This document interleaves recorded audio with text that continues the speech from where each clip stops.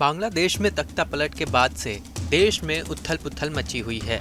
शेख हसीना की सरकार गिरने के बाद प्रोफेसर मोहम्मद यूनुस को अंतरिम सरकार की जिम्मेदारी सौंपी गई है। वहीं अब शेख हसीना ने अवामी लीग की सरकार गिरने के पीछे अमेरिका पर आरोप लगाया है।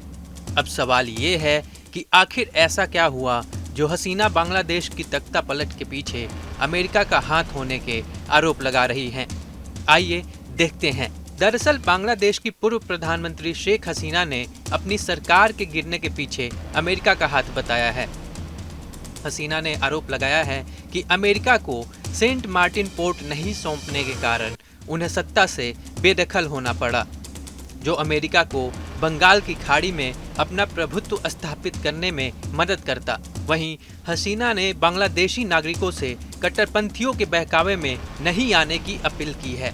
इकोनॉमिक टाइम्स की रिपोर्ट के मुताबिक अपने करीबी सहयोगियों के माध्यम से भिजवाए एक संदेश में हसीना ने कहा कि मैंने इस्तीफा दे दिया ताकि मुझे शवों का जुलूस नहीं देखना पड़े। वे छात्रों के शवों पर सत्ता में आना चाहते थे, लेकिन मैंने इसकी अनुमति नहीं दी। मैंने प्रधानमंत्री पद से इस्तीफा दे दिया। अगर मैंने सेंट मार्टिन पोर्ट की संप्रभुता अमेरिका को दी होती तो मैं सत्ता में बनी रह सकती थी। इकोनॉमिक टाइम्स ने अपनी रिपोर्ट में शेख हसीना के हवाले से कहा, अगर मैं देश में रहती तो और अधिक जाने जाती और अधिक संसाधनों और संपत्तियों को नुकसान पहुंचाया जाता। मैंने देश छोड़ने का बहुत कठिन निर्णय लिया। मैं आपकी नेता बनी क्योंकि आपने मुझे चुना। आप मेरी ताकत थे। यह समाचार पाकर मेरा दिल रो रहा है कि मेरी पार्टी अवामी लीग के कई नेता मारे गए। कार्यकर्ताओं को परेशान किया जा रहा है और उनके घरों में तोड़फोड़ और आगजनी की जा रही है। मैं जल्द ही वापस लौटूंगी। अवामी लीग चुनौतियों से लड़कर बार बार खड़ी हुई है। मैं हमेशा बांग्लादेश के भविष्य के लिए प्रार्थना करूंगी। जिस राष्ट्र का सपना मेरे महान पिता ने देखा था और उसके लिए प्रयास किया, वह देश जिसके लिए मेरे पिता और परिवार ने अपनी जान दे दी।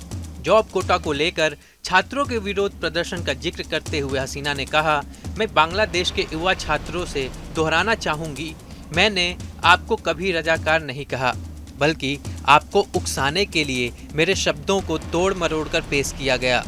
मेरा आपसे अनुरोध है कि आप उस दिन का पूरा वीडियो देखें। षड्यंत्रकारियों ने आपकी मासूमियत का फायदा उठाया और देश को अस्थिर करने के लिए आपका इस्तेमाल किया।